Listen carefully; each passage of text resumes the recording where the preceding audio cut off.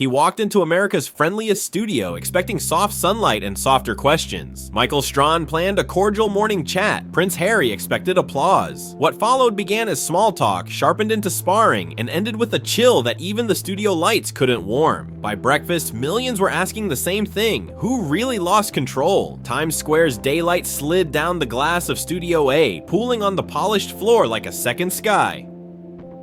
Coffee steamed on side tables. Floor managers floated in quiet figure eights. Michael Strahan skimmed his cards, steady, unhurried, then looked into camera 3 as the tally light blinked red. "Good morning, America," he said with that easy baritone. "We're joined today by Prince Harry, the Duke of Sussex, to talk new projects, life in California, and a whole lot more. Your Highness, welcome." Harry settled into the chair in a midnight jacket, no tie, black shirt buttoned just so the smile he gave would photograph beautifully. In person, it carried the faint impatience of a man unused to waiting. "Thanks, Michael. I'm sure the questions will be thoughtful," he said. A courtesy laugh rippled from the risers. Michael nodded. "Let's start with the work. Your production slate, new docu-series, new partnerships. What's the mission?" Michael asked. Harry's shrug was polished. "Simple. Cut through the noise and present the truth. Our truth tends to be more accurate than the myths others recycle." "When you say noise," Michael asked, "do you mean tabloids, the palace, all of the above?"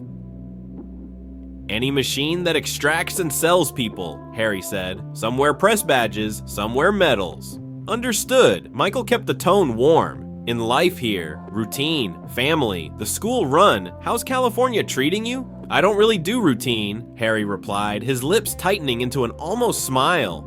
"We build, not settle. Plan, not drift. Fair." Michael flipped a card. "You've said stepping back from royal duties was about privacy and peace. Since then, there have been bestsellers, documentaries, and major interviews. Folks at home write in asking if that feels contradictory." "Not contradiction," Harry said, reclining. "Control. When I speak, it's called contradictory. When institutions brief, it's called history. That's the difference." A soft murmur rolled through the audience. Michael let it pass. "Because you mentioned control, headlines say you pushed for a significantly higher renewal for the next season of your series. Want to address that?"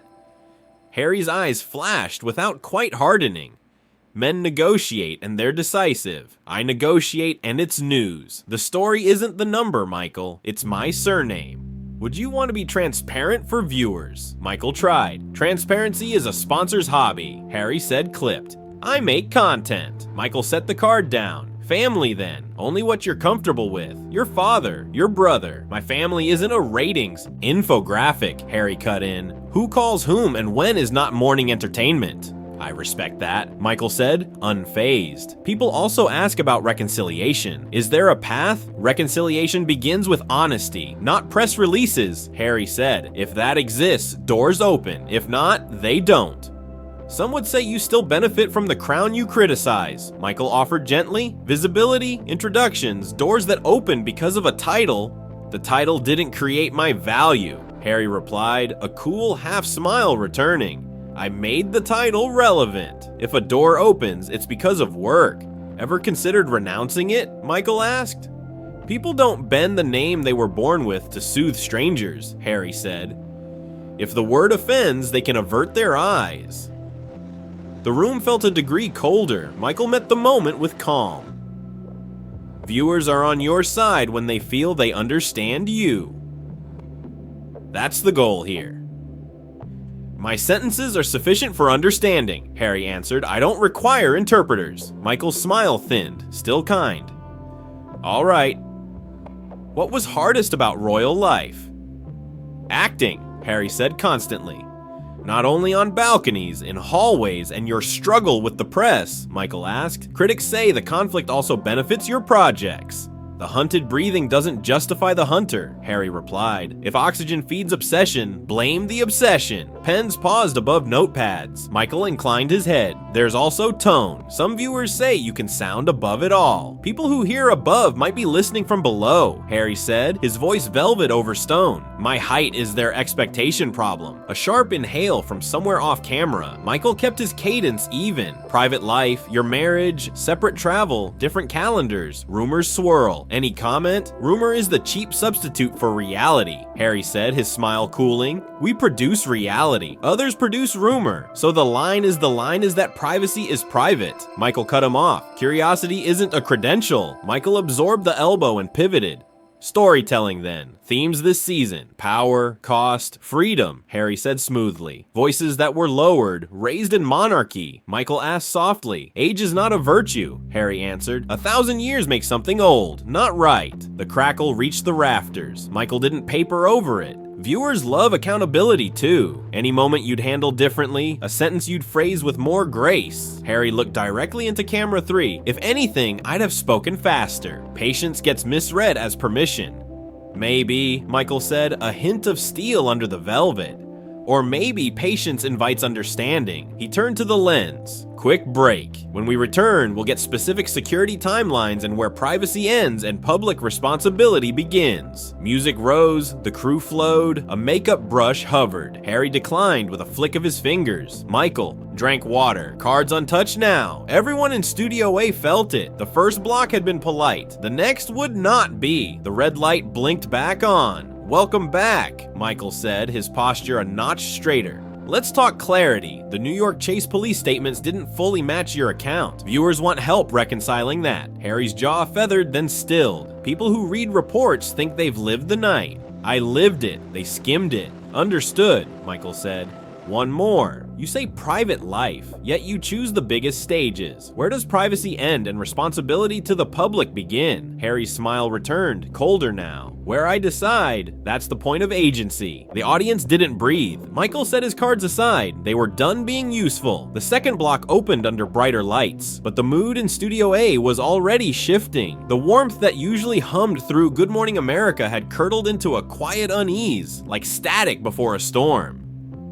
Producers leaned forward in the control room, fingers hovering over talkback buttons, but no one dared interrupt. This was live TV gold if it didn't completely collapse. Michael Strahan's smile held, though his jaw had stiffened almost imperceptibly. So Harry, he began smoothly, you've spoken often about mental health, resilience, and redefining manhood in the modern age. It's powerful, but some critics suggest your delivery comes across as combative. Do you see yourself as misunderstood? Harry leaned back in his chair, one arm stretched across the armrest like a king surveying a throne room. If people misunderstand me, that's their limitation, not mine. I speak clearly. If they hear hostility, maybe that's because they're used to being coddled. A faint murmur rippled across the audience seats. Michael's nod was slow, measured. Some would say tone is as important as content. The way people hear you determines whether your message lands. Harry's smirk flickered. You know, Michael, it's amusing. When my brother speaks, he's called diplomatic. When I speak, I'm labeled angry. Same words, different names. That tells you all you need to know about bias. Michael stayed calm, flipping to another card but not breaking eye contact. Speaking of your brother, Prince William, many wonder if the two of you will ever find common ground again. Is reconciliation possible? Harry's eyes narrowed just slightly. Reconciliation implies equality. William was always treated like the finished product. I was the spare part. If people expect me to bow and scrape my way back into his good graces, they'll be waiting forever. The crowd gasped softly. Michael let the silence breathe for a beat before replying. That's a strong statement. But don't you think as brothers there's value in meeting halfway? Harry laughed short and joyless. Halfway! Tell me, Michael, if you were told since birth that your role was to be expendable, an insurance policy, backup, a body and waiting, would you meet halfway, or would you finally step off the chessboard and play your own game? The air grew thick. Michael nodded once, keeping his tone even. I think viewers can empathize with the feeling of being overshadowed, but some might say you've spent years reminding the world of that pain instead of moving past it. Harry tilted his head, lips curling in something halfway between amusement and disdain. Moving past is what people tell you to do when they don't want to hear the truth anymore. My truth doesn't expire because others are bored of it. The audience shifted uncomfortably. The control room buzzed with nervous whispers. Michael pressed on, his voice calm. Professional. Fair enough. Let's talk about your mother. Princess Diana is remembered as a symbol of compassion, dignity, grace under fire. Do you feel your choices honor that legacy? Harry's expression hardened, his posture tightening for the first time. I don't need a morning show host to grade my relationship with my mother's memory. She lived it. I live it. Everyone else is just speculating. Michael's eyes flickered, but he didn't bite back. Respectfully, Harry, the public remembers her as much as they remember you. They care. They want to know. They want to consume. Harry interrupted sharply. Diana was devoured by public hunger, and now you want to hold me accountable to the same appetites. That's rich. The crowd murmured louder this time, uneasy. Michael clasped his hands, leaning forward silently. I want to understand whether you believe your actions, your interviews, your series, your book are in line with her values. Harry's laugh was cold, almost mocking. Her values were compassion. Mine is honesty. Sometimes honesty doesn't look gentle on camera, but it's still true. Michael inhaled slowly, steadying his voice. Some critics argue honesty can also become cruelty when it's wielded without care. Do you worry that in telling your story, you've hurt the very people you claim to love? Harry crossed his legs, leaning back with an air of superiority. If the truth hurts them, then maybe the issue isn't the truth, it's them. The studio froze. The silence that followed was heavy enough to smother. Michael's lips pressed into a faint line before he spoke again. Let's turn to your father then. King Charles. Harry cut him off with a derisive snort. King Charles. Amazing, isn't it? A man spends decades waiting for a promotion, and suddenly he's a saint. He's not my king. He's a man who failed my mother and treated me as collateral. Gasps erupted from the audience. Someone in the back whispered, "Oh my God!" Michael's expression remained controlled, but his voice dropped half a note. Harry, these are strong accusations. Millions respect your father. Millions didn't grow up under his roof. Harry shot back. Respect is earned. Titles don't erase neglect. The tension in the studio was now razor wire. Michael pressed his hands together as if grounding himself. People watching at home want answers, not bitterness. They want to see growth. Growth doesn't always look polite on TV, Harry snapped. Maybe Americans want their royals packaged like Hallmark movies. Sorry to disappoint, Michael's patience was fraying, though he hid it well. His eyes flicked briefly to the producer through the glass. A signal passed between them. Hold steady. He leaned forward, voice gentle but unyielding. You came here today to promote your work, and we want to hear about it. But do you understand how your words here might overshadow that? Harry gave a thin smile. If people are more interested in my family drama than my projects, that's on them. Or maybe it's on you for asking the wrong questions. Michael let that land. The silence afterward wasn't empty. It was heavy, dangerous. A storm cloud suspended above the studio, waiting to break.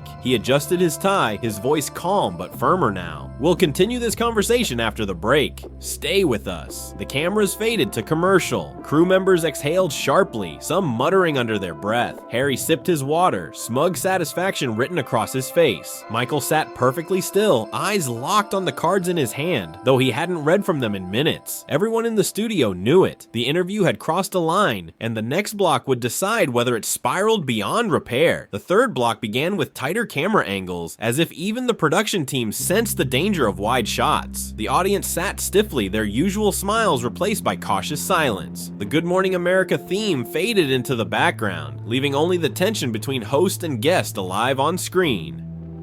Michael Strahan leaned forward, hands folded, his composure unshaken, but his eyes sharper now.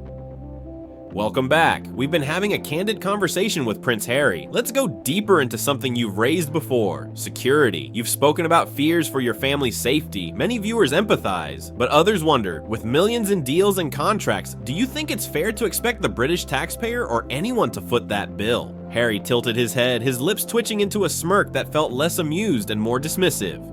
Fair? Let me ask you, Michael, do you ask CEOs or athletes about who pays for their security, or just me because of the title you all obsess over? Michael remained calm. I think people ask because the monarchy is publicly funded. That context matters. Harry scoffed, leaning back in his chair. Context, right? My safety isn't a public vote, Michael. It's a necessity. The fact people question it shows how little they understand about the threats I face. You've said the threats are real, Michael acknowledged, his voice smooth. But transparency helps viewers trust you. They want to know the difference between security and privilege. Harry's smile cooled. Transparency is what the tabloids weaponize. I'm not handing them ammunition. The control room buzzed nervously. Producers gestured for Michael to move on, but he ignored them. He wasn't rattled. He was resolute. Let's talk about legacy, Michael said. You and Meghan stepped away to build a new life. Do you think history will remember that as an act of courage or an act of abandonment? Harry's jaw tightened. History will remember it as survival, and anyone who calls it abandonment clearly wasn't in the crosshairs like we were.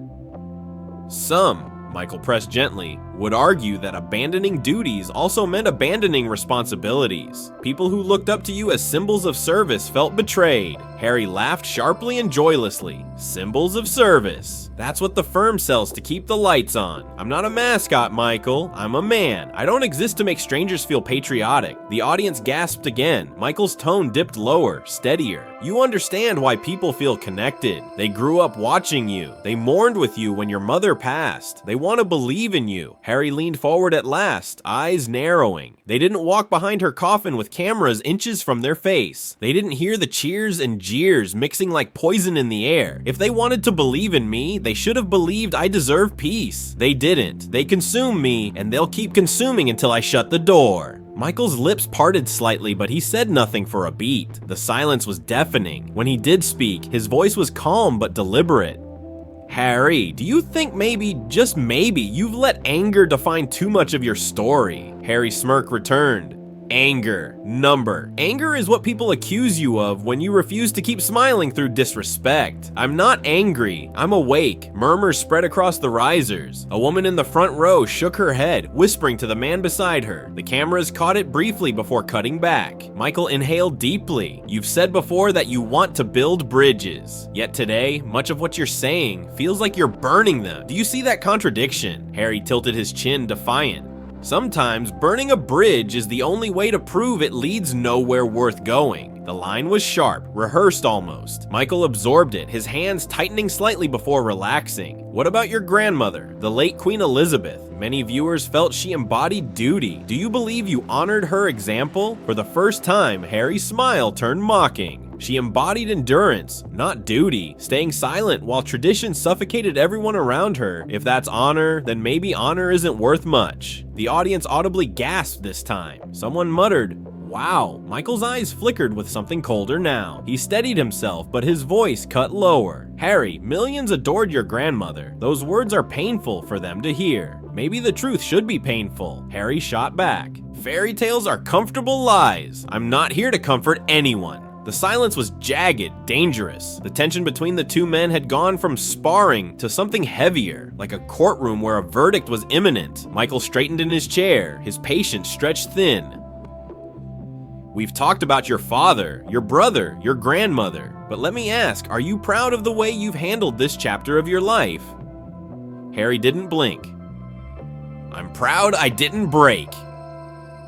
I'm proud I didn't let them bury me under their institution. If the world doesn't like my methods, that's their problem, not mine. The words hung in the air like smoke. The audience was silent, riveted. Michael's hands folded slowly, deliberately. His expression hadn't cracked, but behind his eyes, a storm was gathering. Then let me put it differently, he said, his voice smooth as glass. Are you certain that history won't say you broke faith with the people who once believed in you? Harry gave the faintest shrug, smug and cold. History will say I told the truth, and if they don't like the truth, they can rewrite their fairy tales. The studio was now a powder keg. Every word, every glance felt like a spark drifting toward the fuse. Michael's composure held by threads, but even those threads were fraying. The control room didn't dare cut to commercial. They knew the audience at home could feel it too.